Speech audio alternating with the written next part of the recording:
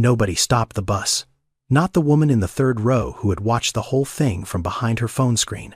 Not the man in the gray coat who had given up his seat for her 20 minutes earlier, and was now looking out the window like the snow was the most interesting thing he had ever seen.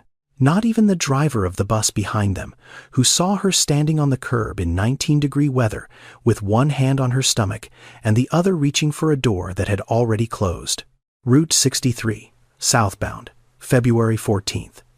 And a bus driver's jacket folded on the seat beside him that he was about to give away and never get back. Nobody on Route 63 that evening knew that the man driving the bus ahead of them, the one who had just pulled over and opened his doors, had once been left in the cold himself, and that he had been 7 years old when it happened. Cedric Darnell Holloway grew up in East St. Louis, Illinois, in a house where the front porch light stayed on all night because his mother worked the shift that started when most people were already asleep. His father's name was Roland. Roland left when Cedric was 4. He did not leave dramatically. He simply stopped coming home one winter, and by spring the closet where his coats had been was just a closet. Cedric did not remember the leaving. He remembered the closet, the empty hangers, the particular silence of a space that used to hold someone and then held nothing. His mother Lorraine did not explain where Roland went. She did not need to. The explanation was in the empty closet and the extra shifts and the way she started locking the front door with both locks instead of one. Cedric was 7 years old the evening. Everything he would later become was set in motion. Lorraine was working a double at the plant. His after-school tutor dropped him at the bus stop on Martin Luther King Drive at 4:15. The bus was supposed to come at 4:30. It did not come at 4:30. It did not come at 5. The snow started at 5:12. He knew the time because there was a clock on the bank across the street, and he watched it the way you watch something when there is nothing else to do, and the thing you are waiting for has not arrived, and you are beginning to understand that it may not. Cars passed. Not many. The ones that did had their wipers going and their windows up and their headlights cutting through the snow in a way that made the snow look like it was moving sideways. He stood at the bus stop with his backpack and his hands in his jacket pockets, and he waited. He was 7. He did not know what else to do besides wait. A woman in a sedan the color of rust pulled over at 6:21. He had been standing there for 2 hours and 6 minutes. She leaned across the passenger seat and opened the door. She was wearing a dark blue coat. She did not ask his name. She did not ask where he lived. She looked at him standing in the snow with his backpack and his thin jacket, and she said 3 words. "You looked cold." He got in the car. She drove him home. She did not say much else. He did not say much either.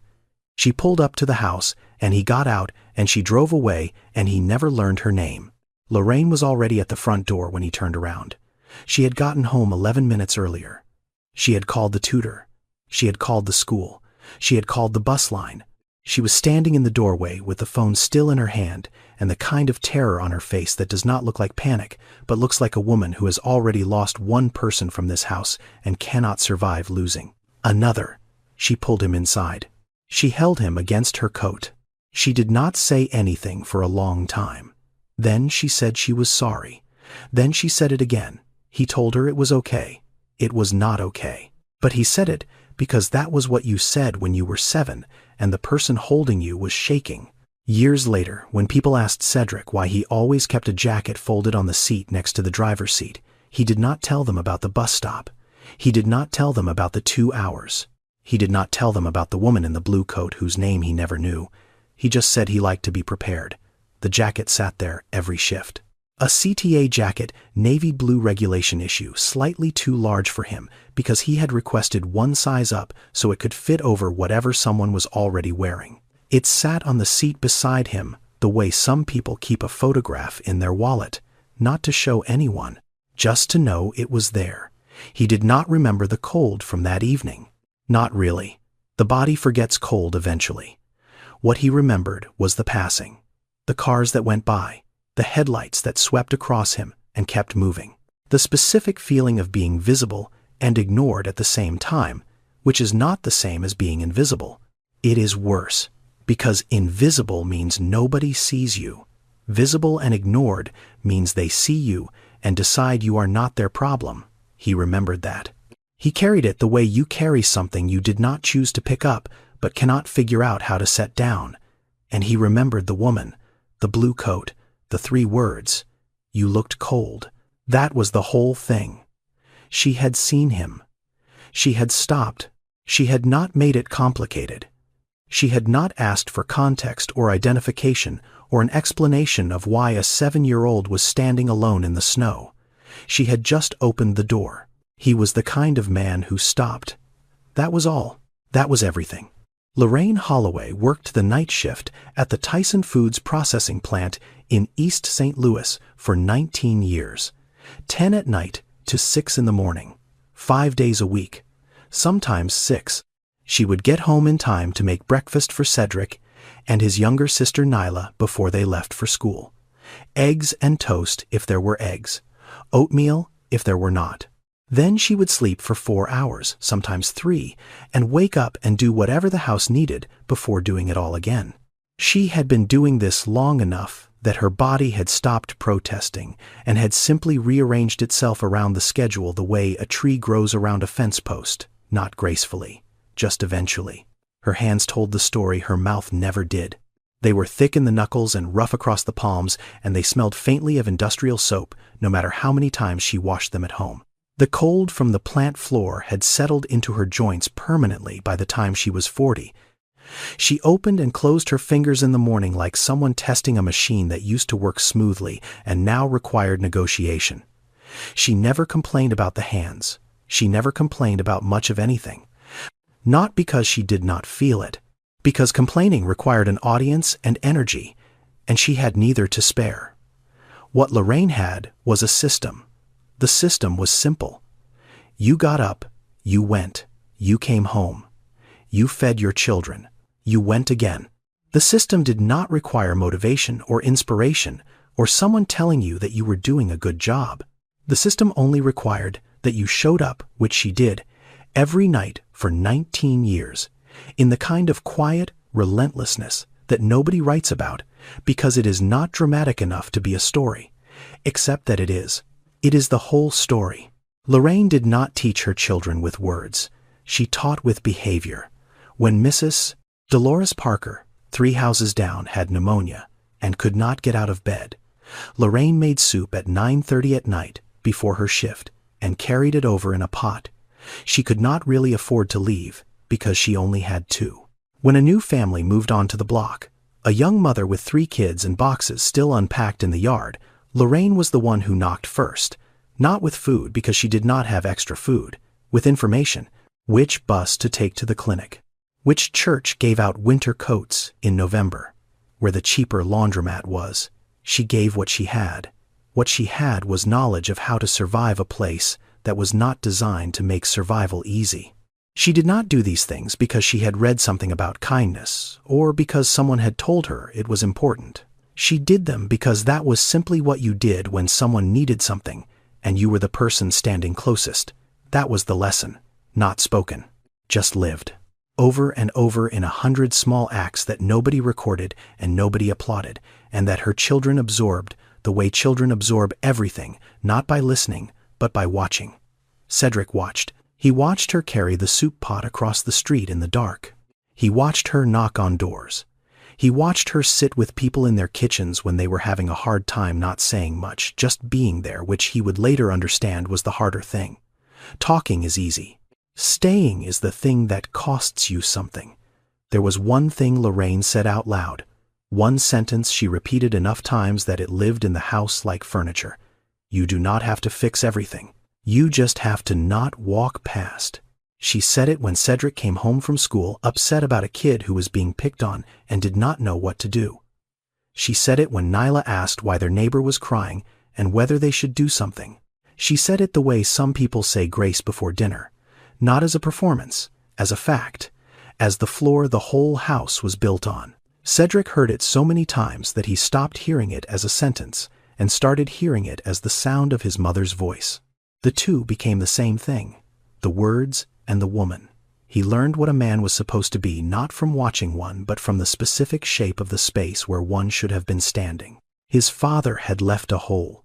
His mother had filled it. Not with a replacement, with herself, with the soup pot, with the night shift, with the sentence that lived in the walls. You just have to not walk past. Cedric moved to Chicago when he was 28. He had spent 6 years after high school doing the kind of work that was available in East St. Louis, which meant warehouse jobs and temp shifts, and one 11-month stretch driving a delivery truck for a linen company that went out of business on a Tuesday without telling anyone until Wednesday. He applied for the CTA because it was steady, and it had benefits, and because driving was the one thing he had always been good at, in the way that some people are good at things without being able to explain why. Not fast, not flashy, just attentive. The kind of driver who checked mirrors more than most people checked their phones. He passed the training. He got assigned Route 63, southbound. The route ran through Woodlawn and Englewood and into the neighborhoods on the south side, where the city's investment had been deferred so long that the deferral itself had become a kind of policy. The bus stops along Route 63 did not look like the bus stops along Michigan Avenue. On Michigan Avenue, there were shelters with glass panels and real-time arrival displays that told you the bus was 4 minutes away, and you could believe it. On Route 63, there were poles, sometimes a sign. The average wait on the north side was 12 minutes.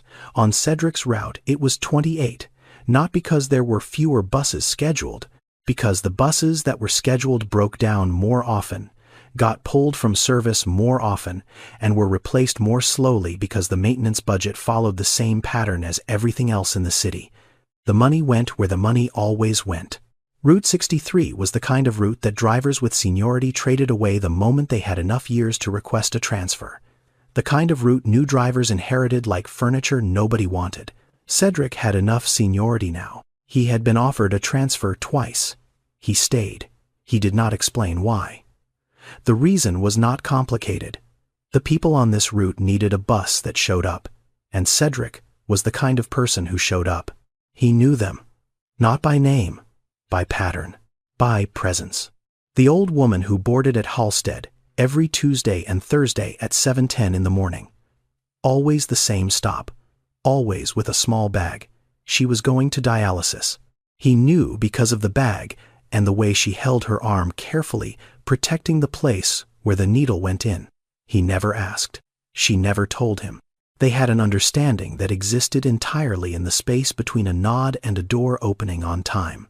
The young man who got on at 63rd and Ashland 5 nights a week at 9:45, night shift at the Amazon warehouse in Pullman.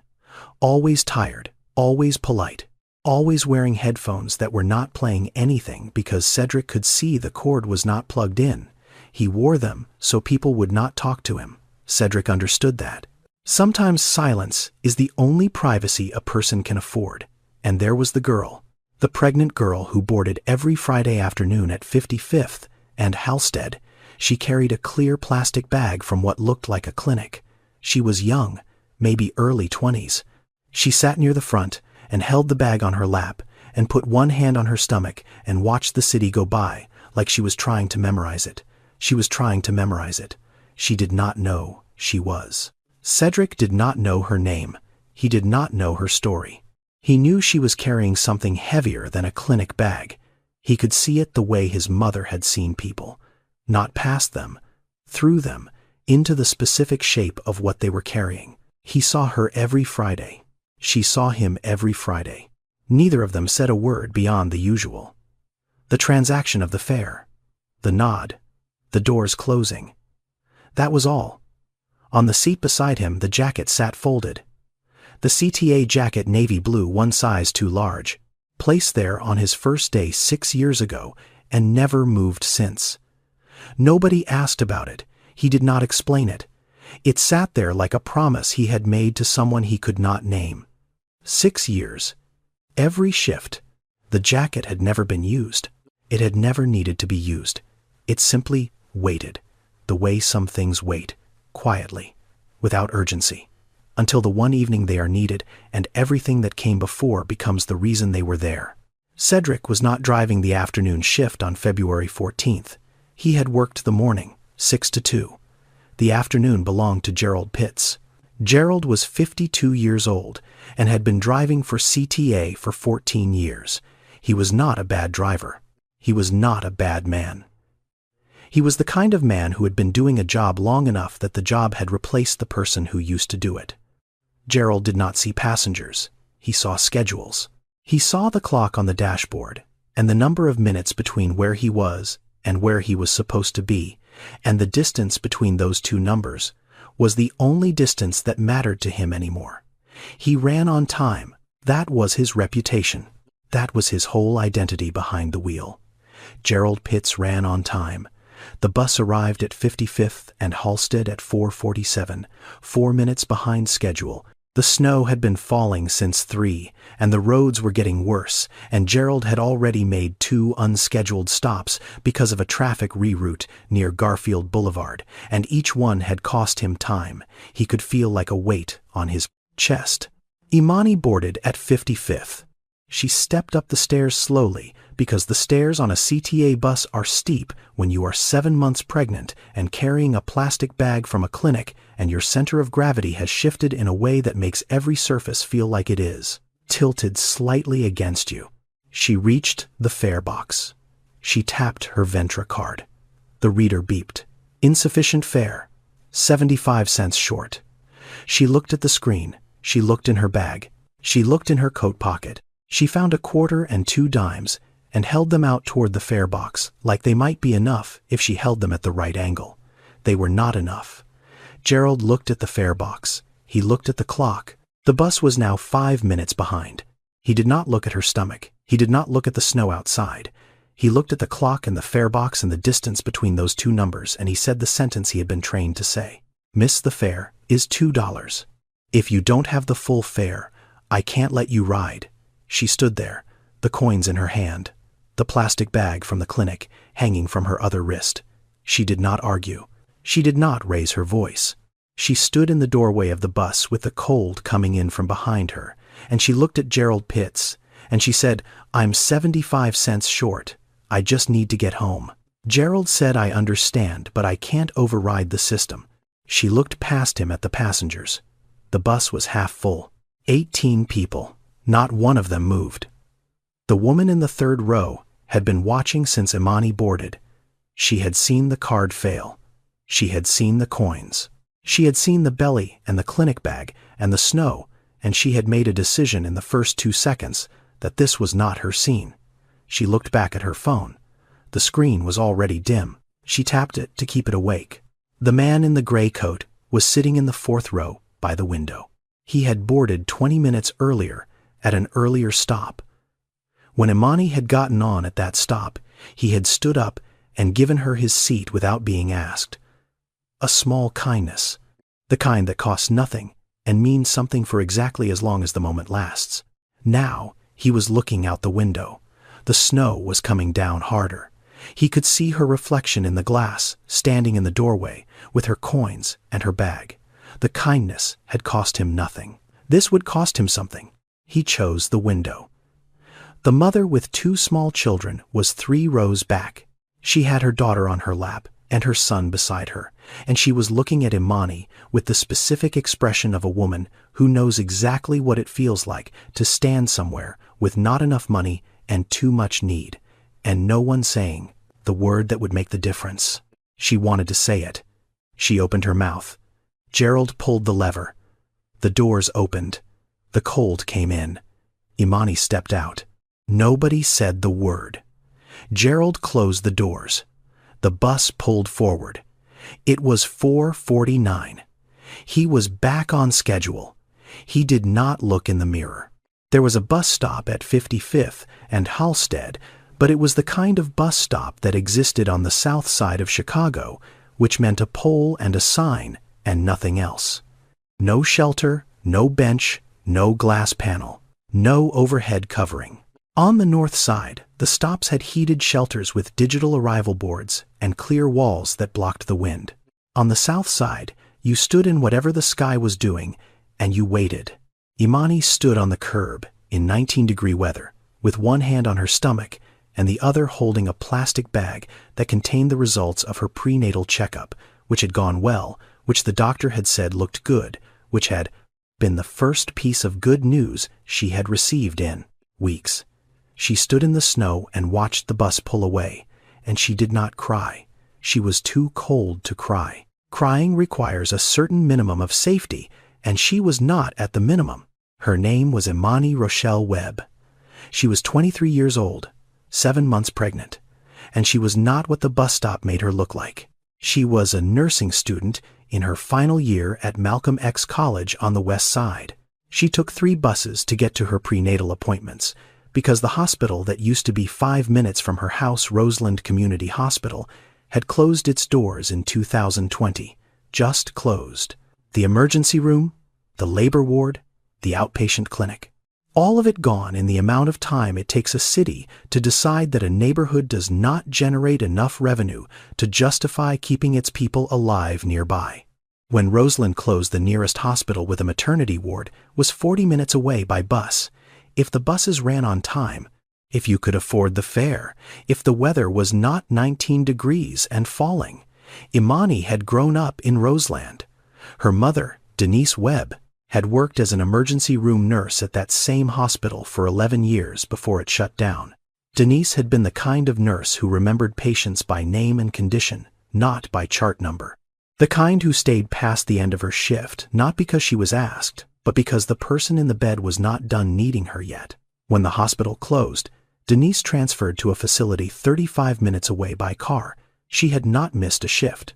The commute had cost her something that did not show up on a pay stub, but she went. That was the Webb way. You went. Imani was going to be a nurse. Not just any nurse. She was going to work labor and delivery. She was going to be the person in the room when someone's child arrived. She was going to be the first hands. She had known this since she was 16 and had watched her mother come home from a double shift at Roseland with blood on her scrubs and a look on her face that was not exhaustion but something closer to purpose. The kind of tired that meant you had done something that mattered. Imani wanted that tired. She was almost finished. 1 more semester. Clinical rotations in the spring, then the boards, then a job, then the beginning of the life she had been building since she was 16 years old. Sitting on the edge of her mother's bed, watching Denise untie her shoes with hands that had held other people's emergencies all day. The father of the baby was named Terrence. Terrence is not a large part of this story, because Terrence had chosen not to be a large part of any story that required difficulty. He had said the right things for 7 months. Then, the ultrasound confirmed it was a girl, and Terrence had stopped saying anything at all. Not suddenly, gradually.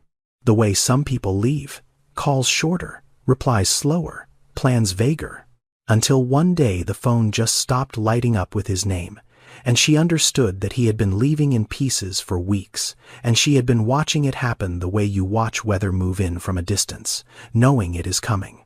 Unable to do anything but stand where you are. She did not chase him. She did not ask for an explanation. She understood the explanation. The explanation was that the easier version of his life did not include a baby girl and the woman carrying her. Imani carried a photograph in her wallet. Not a photograph exactly. An ultrasound image. The first one. 8 weeks. The image showed almost nothing. A gray blur with a small white dot in the center that the technician had circled with a marker and labeled with an arrow. It did not look like a baby.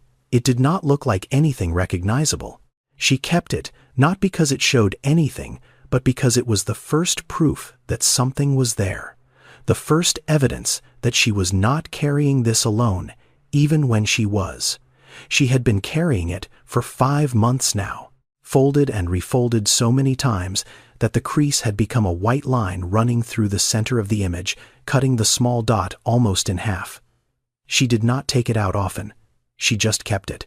The way some people keep a promise in a place where they can feel its weight without having to look at it. On February 14th, the checkup had gone well. The doctor said the baby was healthy, growing on schedule, strong heartbeat. Imani had walked out of the clinic into the cold afternoon with the results in her plastic bag and a feeling in her chest she had not felt in weeks. Something close to relief. Something close to the belief that things were going to work out. She boarded the bus at 55th and Halsted. The card failed. The door opened. She stepped off. The relief had lasted 11 minutes. Then the door closed. Cedric was not supposed to be driving that afternoon. Gerald had called the depot at 3:15 and said the roads were getting bad and he was ending his shift early. The dispatcher called Cedric at 3:22. Cedric had been home for an hour.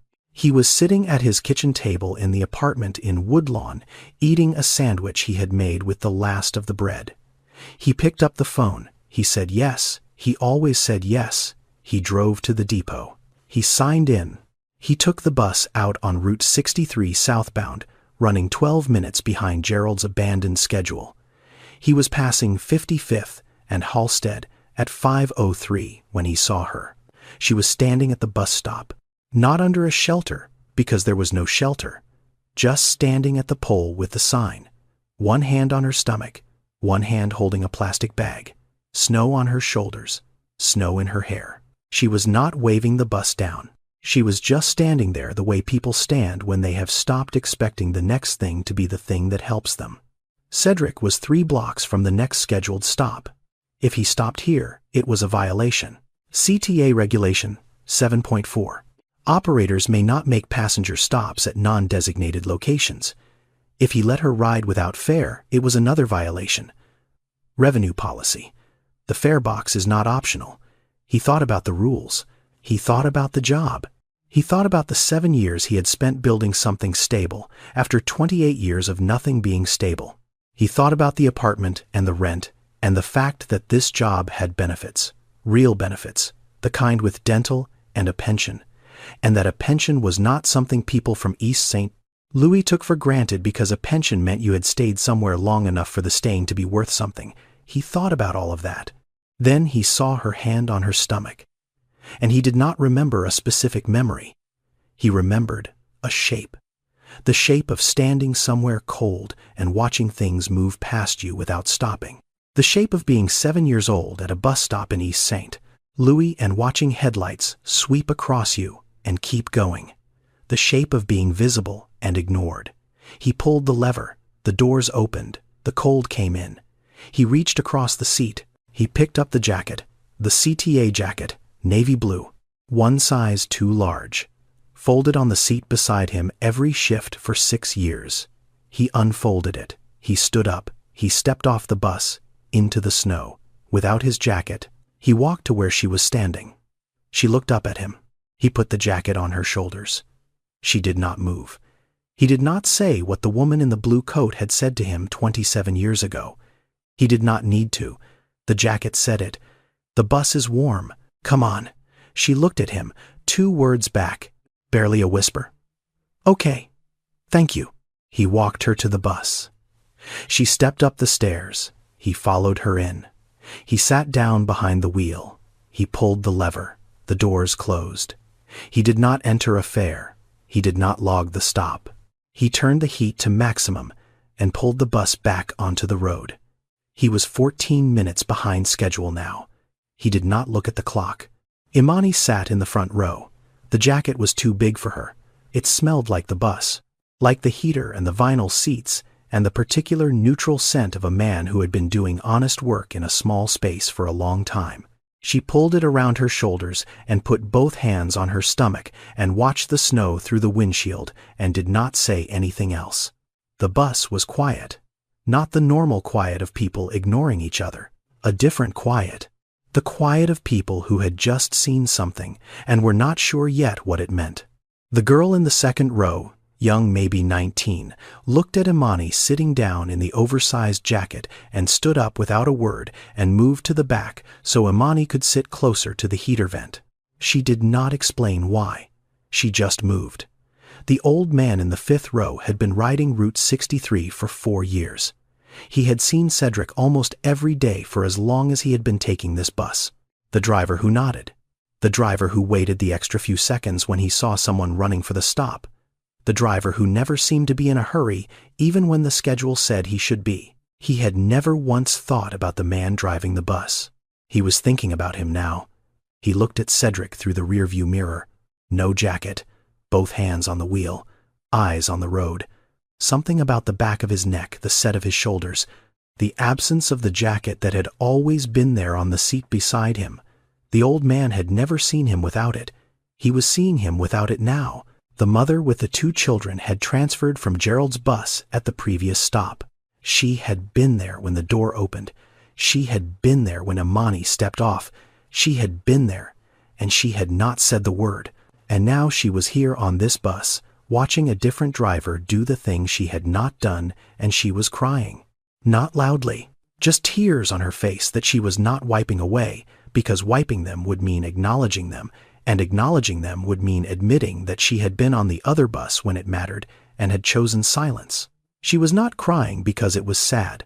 She was crying because she had watched the door close and had not said the word, and someone else had. The young man near the back had his headphones on. He had not seen Cedric stop the bus. He had not seen the jacket. He had not seen any of it. He just noticed that the bus was unusually quiet, the kind of quiet that does not happen on city buses. He took off his headphones. He looked around.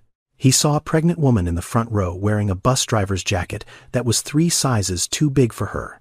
He did not know the story. He did not know what had happened on the bus before this one, or what it had cost the driver to stop where he was not supposed to stop. He just knew that something had happened on this bus that did not usually happen on buses. He put his headphones in his lap. He kept them there for the rest of the ride. Cedric did not turn around. He did not check on her. He drove, both hands on the wheel. The cold from outside, pressing through the gap in the driver's side window, where the seal had worn thin years ago, and nobody had replaced it because Route 63 was the kind of route where things did not get replaced quickly. He felt the cold on his arms and the side of his neck. He did not feel heroic. He felt cold. Those 2 things were not contradictions. They rode in silence for 7 minutes. Imani in the front row, Cedric behind the wheel. The snow coming down against the windshield in the kind of steady fall that means it is not going to stop anytime soon. She had her hands on her stomach and her eyes on the window, and she was watching the city go by the way you watch things when you are too tired to think about them and too awake to stop seeing them. The storefronts on Halsted, the laundromat with one light on, the church with the marquee sign that still said, "Merry Christmas," because nobody had changed it in 2 months. The city moved past the glass, and she let it move. He did not speak. He drove. The heater was on high, and the bus was warm now, and the silence between them was not the uncomfortable kind. It was the kind that happens when 2 people have arrived at the same understanding without discussing it. The understanding that sometimes the thing that just happened does not need to be talked about yet. It just needs to be sat in. She spoke first, without turning her head, quiet, almost to herself. "Thank you." Cedric looked at her in the rearview mirror. The jacket around her shoulders, her hands still on her stomach. He said she did not have to thank him. She was quiet for a moment. Then, still looking at the window, she said, "People keep saying that, but nobody does it." He did not answer. He drove past 2 more stops, picked up 1 passenger who boarded without noticing anything unusual, dropped off another who pulled the cord and stepped out into the snow without a word. The bus moved. The wipers moved. Then Cedric said something he had not planned to say. He said his mother would have done the same thing. He did not know why he said it. He did not talk about Lorraine to strangers. He did not talk about Lorraine to most people who were not strangers. But that was the thing about buses. You said things to strangers on buses that you did not say to the people who knew you, because the strangers were leaving, and the words could leave with them. Imani did not ask about his mother. She just nodded. The small nod of someone who understood that when a person mentions their mother in that tone, it is not an invitation to ask questions. It is a door being opened just enough to let the light through. She reached into the plastic bag from the clinic. She took something out. Not to show him, she just held it. A small piece of paper folded and refolded so many times that the creases had become part of it, a white line running through the center of whatever image was on it. She held it in her lap with both hands, the way you hold something that is not fragile, but that you have decided to treat as if it is. Cedric saw it in the mirror. He did not ask what it was. He understood without seeing clearly. He understood the way you understand that someone is holding proof of something they have been told is not there. That someone is carrying evidence of a thing the world keeps asking them to justify. He kept his eyes on the road. She kept her hands on the paper. The bus moved south. The cord pulled. Her stop. Imani stood up slowly. She started to take the jacket off. She had one arm out of the sleeve when Cedric spoke without turning around. He told her to keep it. He said it was cold out there. She stopped. One arm in the jacket, one arm out. She looked at the back of his head, at the set of his shoulders, at the place where the jacket had sat every day for 6 years and was no longer sitting. She put her arm back in. She pulled the jacket around her. She walked to the door. She stepped off the bus into the snow. She did not look back. He did not watch her go. The doors closed. The bus moved forward. The jacket went south. 3 days later, Cedric was called into the depot office on 77th Street. The supervisor's name was Mitchell. Mitchell had a desk with a computer and a stack of incident reports and a coffee mug that said "World's OKest Boss," which someone had given him as a joke and which he had kept because he did not realize it was a joke. There was a report on the desk. Cedric could see his name on it. Operator Holloway, Cedric D. Route 63, February 14th. 3 violations. Unscheduled stop at a non-designated location. Failure to collect fare. Exiting the vehicle during an active route.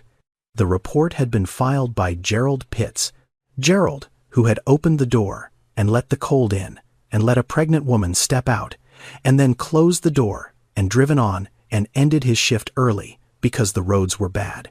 Gerald had filed the report not because he wanted Cedric punished. Gerald had filed the report because Gerald was the kind of person who followed procedures, because procedures were the last thing holding his version of order together. And when someone broke a procedure, it was not personal. It was structural. The structure had a crack in it, and the crack needed to be documented. That was all Gerald saw. Mitchell looked at Cedric across the desk. He read the violations out loud. He asked if Cedric had anything to say. Cedric said there was a pregnant woman standing in the snow, and he stopped. Mitchell leaned back and said that was not how the system worked. Cedric looked at him and said he knew how the system worked, and that was why he stopped. Mitchell was quiet for a moment, the kind of quiet that means someone has heard something they did not expect and is deciding whether to acknowledge it or move past it. He moved past it. He explained that CTA policy was clear, that there had been other cases. A driver in Cleveland had let a homeless man sleep on the bus during a cold snap and had been suspended. A driver in Milwaukee had given a stranded woman a ride home off route and had been terminated. The policy existed because the policy existed. That was the logic, the circle that closes on itself. Cedric listened. He did not argue. He did not raise his voice. He signed the paper. He turned in his badge. He walked out of the depot into the February air without a jacket because the jacket was somewhere on the south side keeping someone warm. He drove home to the apartment in Woodlawn. He sat down at the kitchen table. The table was small. The apartment was small. Everything in Cedric's life was small except the thing he had just done, which was large in the way that losing your income in February is large when you are a single man with no savings and no family in the city, and the rent is due in 14 days. He had $340 in his checking account. Rent was $675. The math was not complicated. The math was never complicated for people who lived like this. The math was simply a countdown. He called Lorraine that evening. She picked up on the second ring, the way she always did, because Lorraine was the kind of mother who kept the phone close in case one of her children needed her, even when her children were grown and living in other cities and had not needed her in the way they once had. He told her what happened. The bus, the woman, the jacket, the report, the meeting. She listened without interrupting. She listened the way she had always listened, which was completely, with the phone held tight against her ear, and her body still, and her breathing steady, and nothing in the background, because when Lorraine listened, she cleared the room. When he finished, she was quiet for a long time. Then she asked him whether he had done what he was supposed to do or what was right. He told her they were not the same thing. She said, "They never are, baby, they never are." The line was quiet again. Then she told him to eat something, and he said he would. And they both knew he probably would not. He sat at the table after he hung up. He looked at the kitchen, the bill from ComEd on the counter, the gas bill next to it, the calendar on the wall still showing January because he had not turned it, February, outside the window, the city doing what it always did at night on the south side, not quite sleeping, just dimming. He thought about the jacket.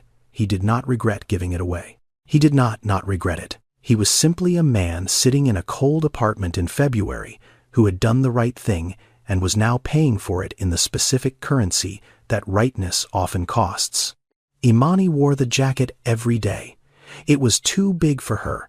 The sleeves hung past her wrists, and the shoulders sat wide on her frame, and the zipper did not close all the way over her belly, which was growing now in the way that bellies grow in the 8th month, not gradually anymore, but with a kind of insistence, a physical announcement that something was almost ready. The jacket smelled like the bus, not unpleasant, just specific. The vinyl and the heater and the particular neutral scent of someone who had been doing honest work in a small space for a long time. She did not wash it. Not yet. She did not know the driver's name. She did not know his badge number or the number of the bus. She knew only what had happened. A man got off the bus. He put his jacket on her. He said the bus was warm. He did not ask her name or her story or whether she could pay him back. He just opened the door. She thought about him sometimes. Not often. The way you think about someone who did something ordinary that happened to land on the one day you could not have survived the alternative. She continued her life. She went to class. She took the bus to clinical rotations at the hospital on the west side. She took 3 buses to her prenatal appointments because the hospital that should have been 5 minutes away had closed its doors, and the city had decided that the gap it left behind was someone else's problem. 45 minutes each way, 3 transfers. Each one, a place where the system could fail, where the connection could be missed, where the weather or the schedule or the fare could turn a routine trip into something that did not happen. She knew women in Roseland who had missed appointments because of the buses. Not once, regularly.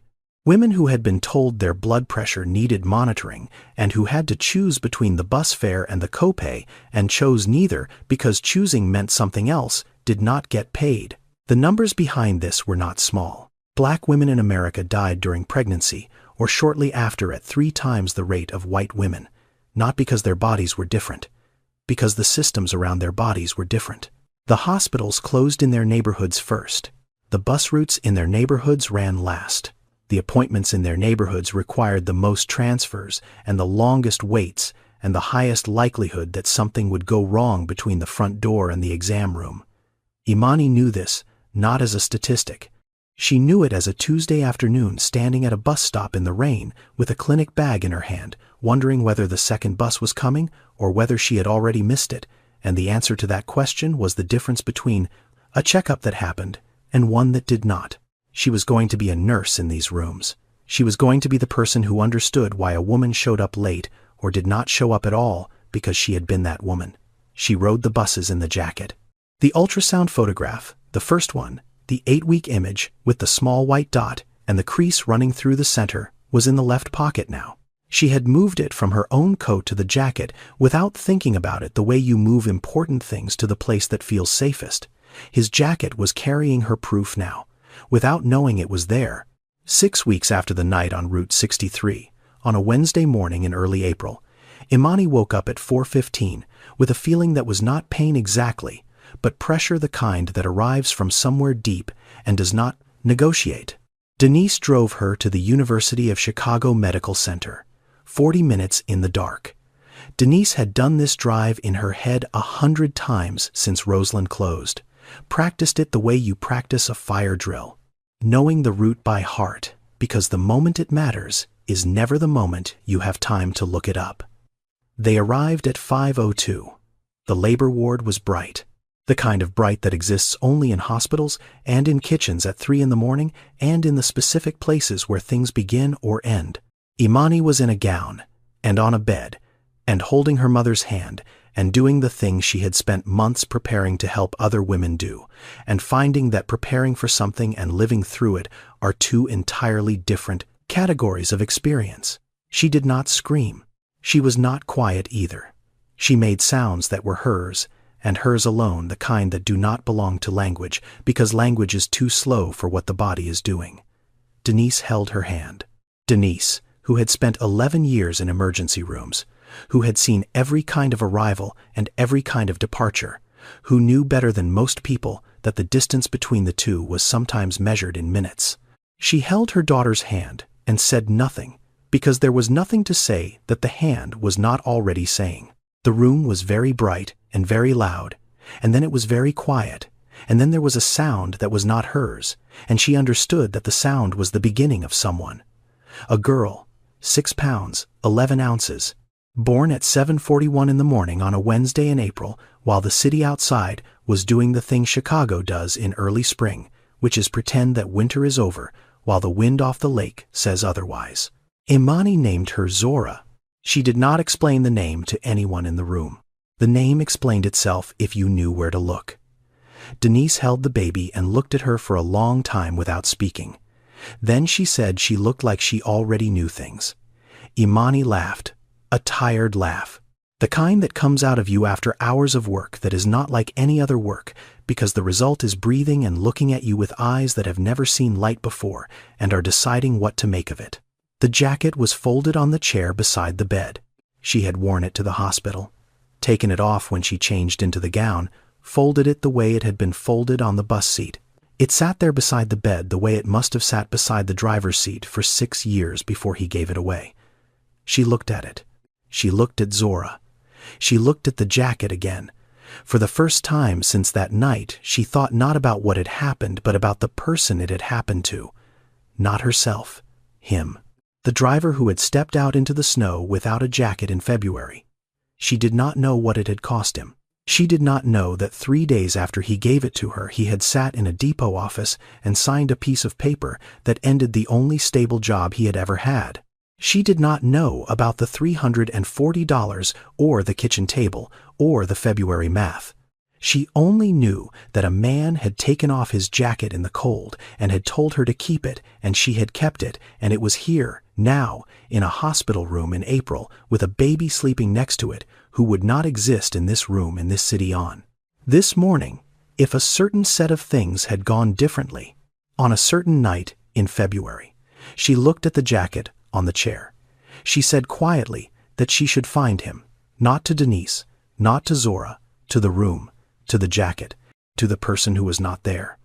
She did not know yet that finding him would take 4 months, or that when she did, he would be standing in the last place she expected. Cedric applied for 14 jobs in the first 3 weeks. Warehouse work, delivery routes, a janitorial position at a school on the west side, a loading dock job at a distribution center near Midway. He filled out the applications at the kitchen table with a pen that kept running out of ink, and he wrote the same thing on every one of them. Previous employer, Chicago Transit Authority. Reason for departure, terminated. Nobody called back. Not because he was unqualified, because the word terminated sat on a resume, the way a stain sits on a shirt. You could explain it, you could contextualize it, but the person reading it had already decided what it meant before they reached the explanation. He was 34 years old, no degree. 6 years of driving a bus and a termination letter and a kitchen table and a pen that did not work.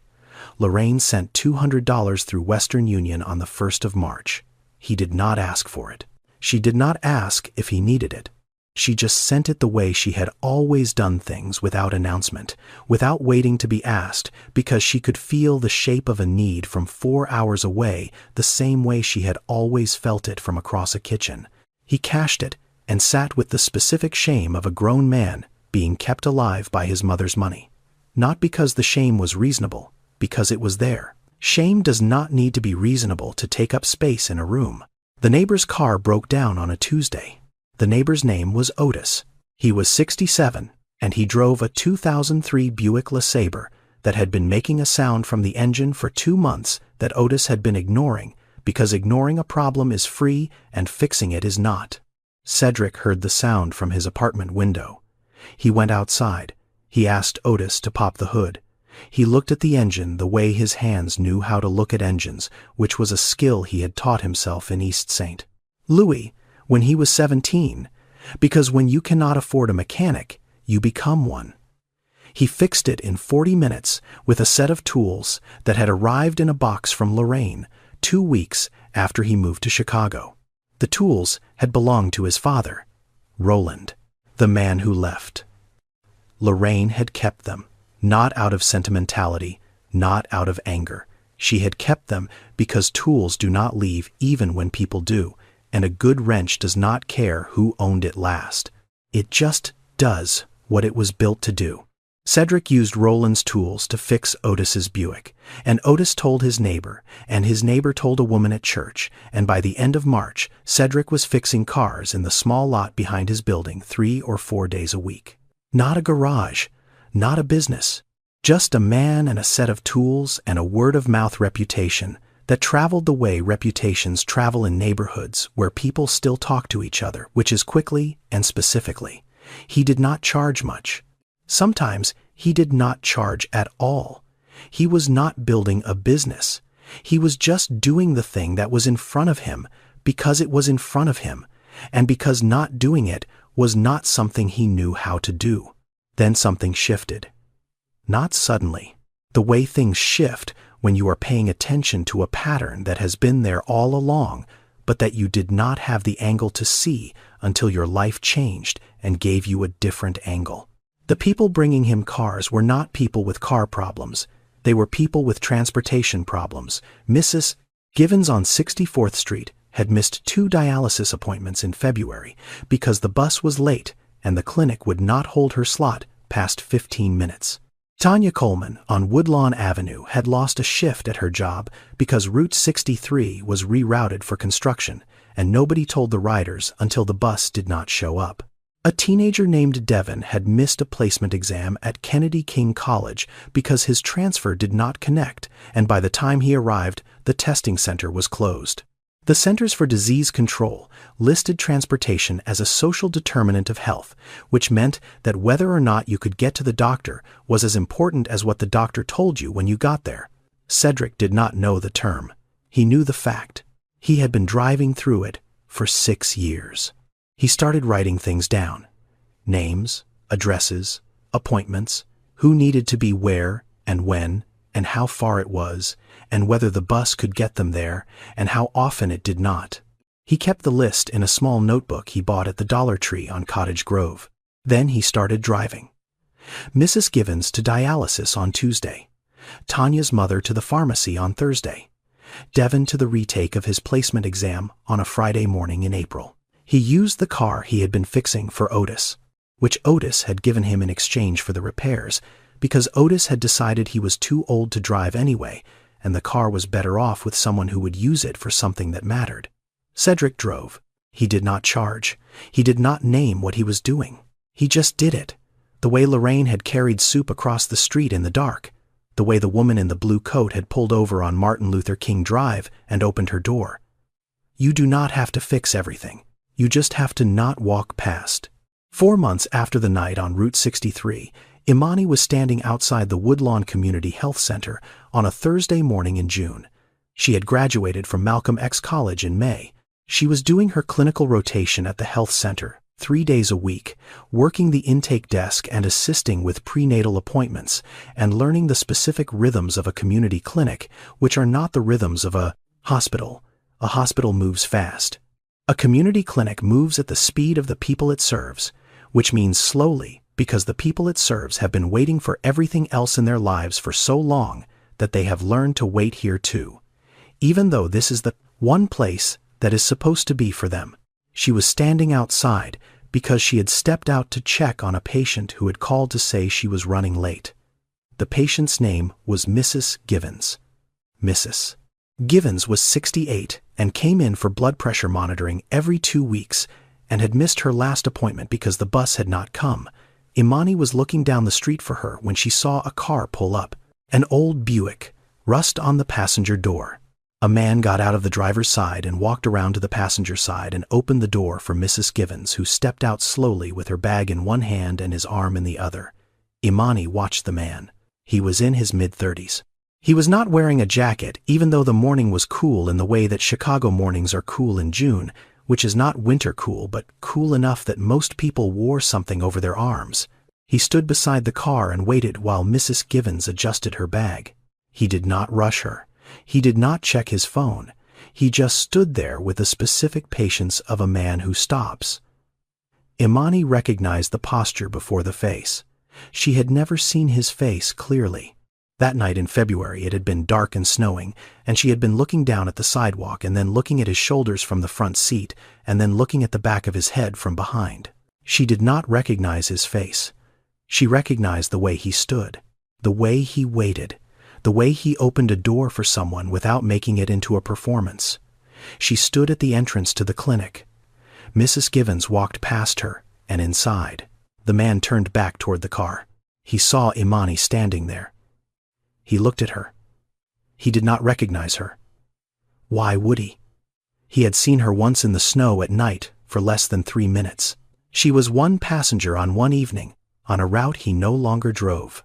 Then his eyes moved down from her face to the jacket, the CTA jacket, navy blue, one size too large, zipped halfway up over a white scrub top. He stopped. She said he had stopped the bus. He looked at the jacket. He looked at her. He looked at the thing she was carrying against her chest in a cotton sling, which was a baby 2 months old with her eyes closed and her hands curled into fists the size of plums. He did not speak for a moment. Then he said she had kept the jacket. She said he had given it away in February without asking whether he would get it back. They stood there. Neither of them moved. Then she said, "This is Zora." He looked at the baby. He looked at her for a long time. Very quietly, almost to himself, he said, "She looks warm." The words landed in the space between them and stayed there. She looks warm.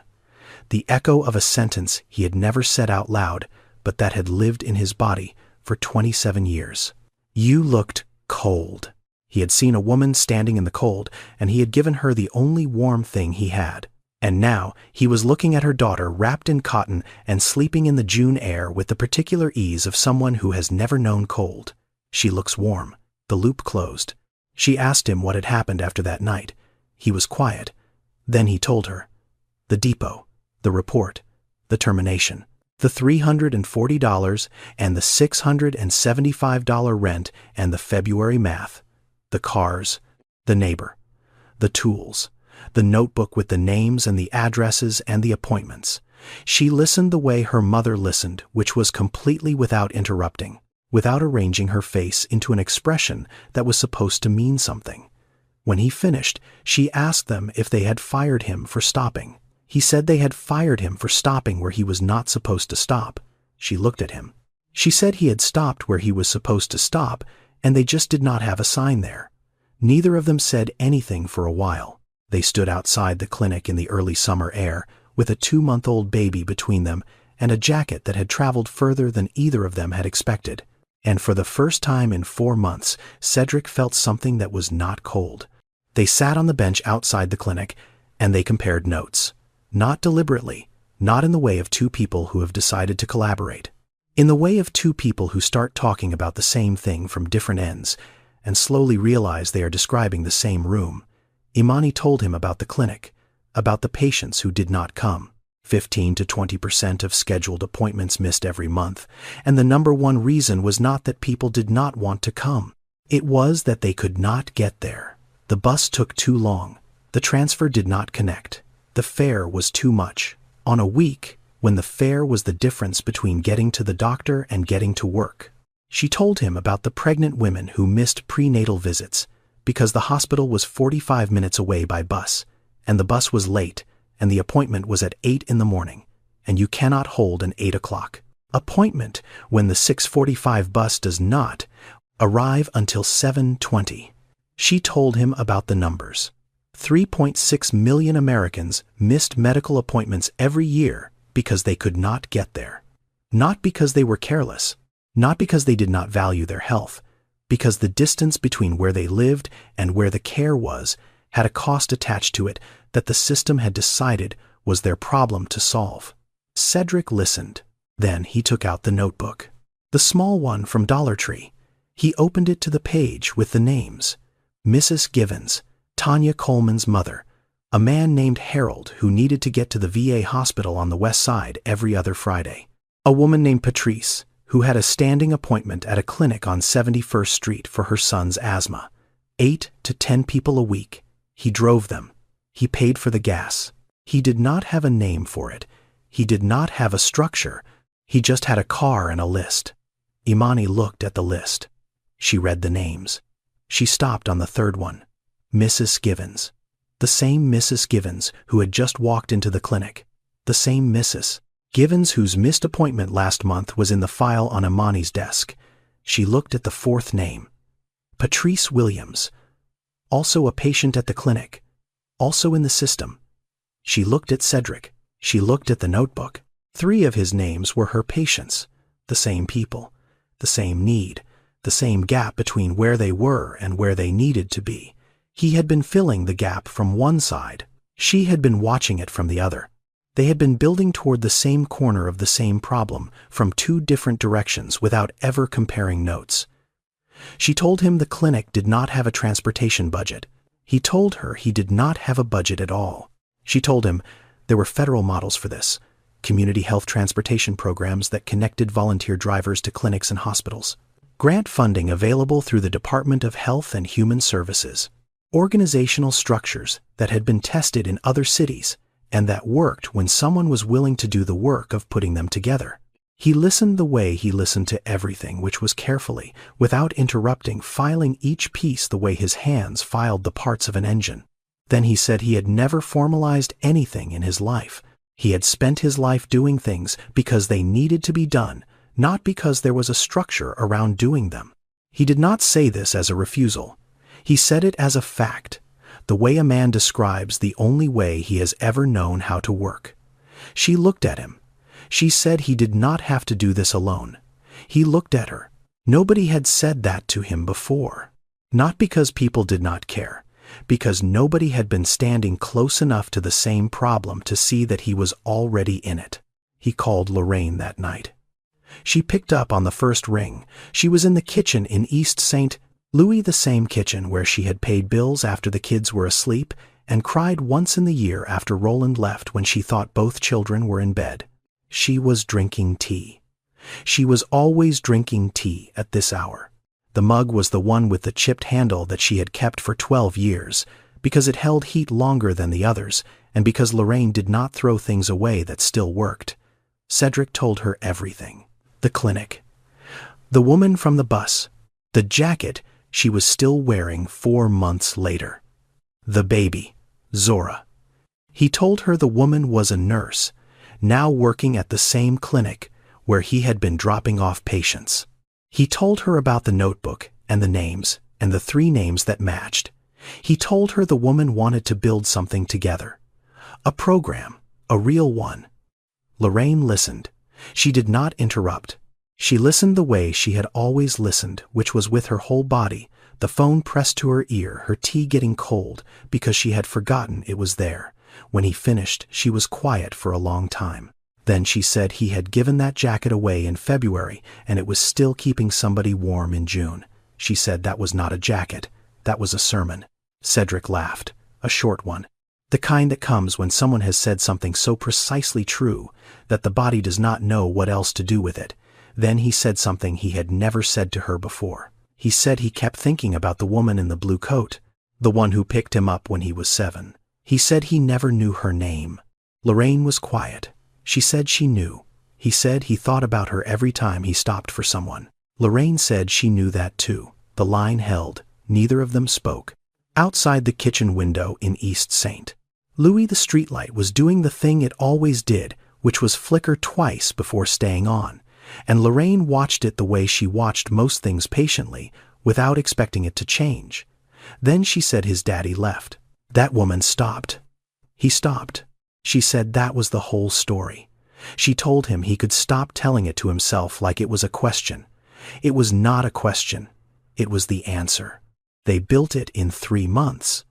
Not because 3 months was fast. Because 3 months was all they had before the grant deadline.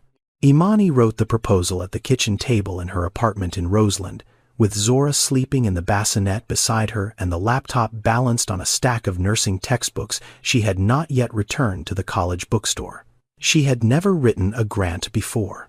She learned the way she learned most things, by reading what other people had done and then doing it herself and fixing the mistakes as she went.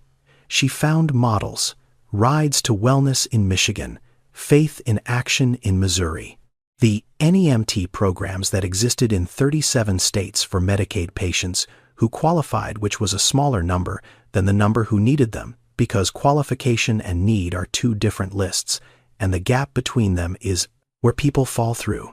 She wrote the proposal for a community health transportation program based out of the Woodlawn Clinic, volunteer drivers, used cars, a dispatch system run out of a donated closet-sized room in the back of the building, cost per ride less than 1/3 of what an ambulance billed for a non-emergency transport. Cedric recruited the drivers, 4 people from the neighborhood. Each one had a car that ran in time that was not accounted for, and the specific willingness to show up for something that did not pay because the something mattered more than the pay. Otis was one of them. He had gotten his Buick back after Cedric fixed a newer car donated by a church on Cottage Grove. They called it Route Home, because every route should take you somewhere you need to be. The first month, they served 47 patients. Mrs. Givens to dialysis, Tanya Coleman's mother to the pharmacy, Patrice Williams and her son to the asthma clinic, Harold to the VA. 47 people who got to the doctor. 47 people who did not have to choose between the bus fare and the copay. The missed appointment rate at the clinic dropped 22%. Not a miracle, a logistics problem that someone had finally treated as a logistics problem instead of a personal failure. Gerald Pitts heard about Route Home. It made the local news. A short segment on a community health program in Woodlawn built by a former CTA driver and a nurse. Gerald saw it on the television in the break room at the depot, where he still worked, and where he still drove Route 63, and where the seat beside the driver's seat on his bus was empty, the way it had always been empty.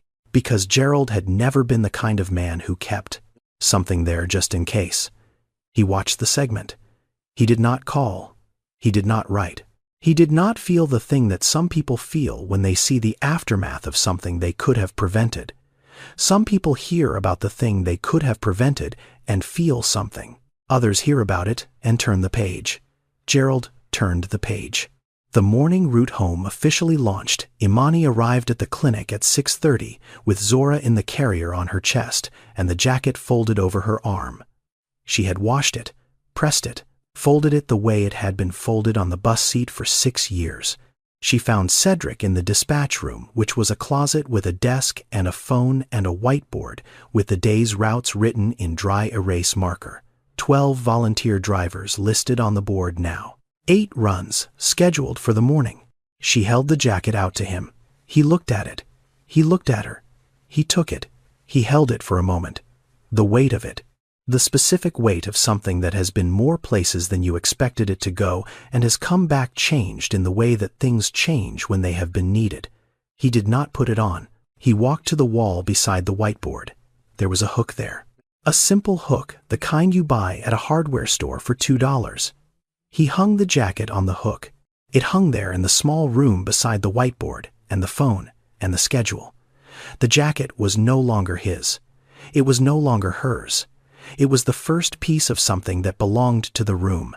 Imani reached into the left pocket of the jacket before she let it go. She took out the ultrasound photograph. The first one, 8 weeks, the small white dot, the crease running through the center. She held it for a moment. Then she put it in the pocket of her scrubs. The jacket could belong to the program.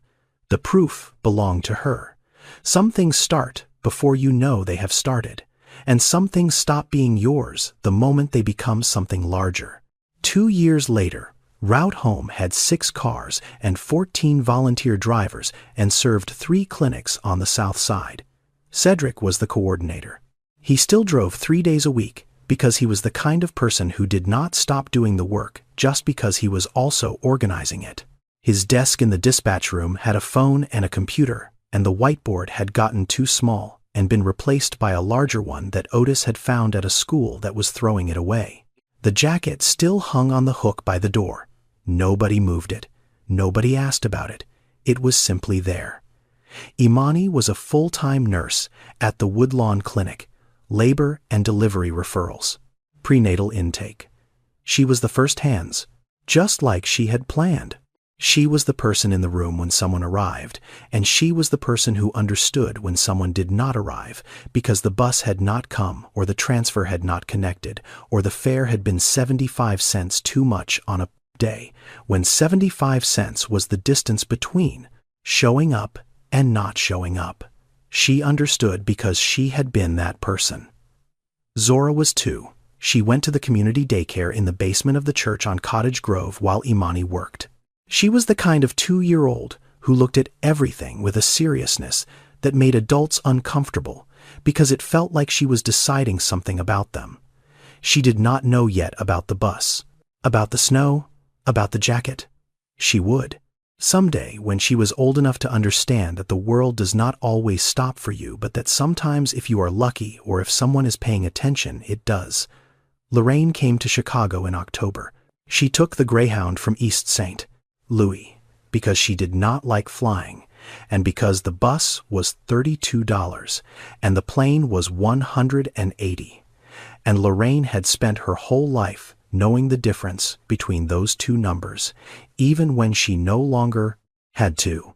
She arrived at the Woodlawn apartment, and Cedric opened the door, and she looked at him the way she always looked at him, which was completely reading his face, the way she had read it since he was a boy, knowing every configuration of it. She saw something new in it, something settled. She met Zora.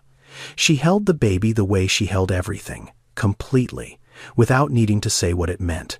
On a Tuesday morning in October, Cedric drove a Route Home car past the bus stop at 55th and Halsted, the same stop where Imani had stood in the snow 2 years before.